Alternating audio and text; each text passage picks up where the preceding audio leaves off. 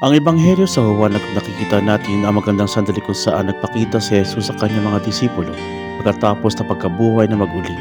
Nagdadala sa kanila ng kapayapaan ng banal na espiritu at ang isang espesyal na misyon na magpatawad ng mga kasalanan. Ang talatang ito nasa puso ng lingkod ng Divine Mercy o banal na awa na nagbibigay diin na hindi ka panipaniwalang pagnanais ng Diyos na makapagkasundo at ibalik kahit ang mga nagdududa sa Kanya. Pagnilayan din natin ang pananampalatayang pinagpaalala ni Jesus ang mga naniniwala ng hindi nakikita. Maaari ba nating panatilihing buhay ang ating pagnanasa kahit na hindi natin nakikita ang mga agarang resulta sa mapaghamong sitwasyon?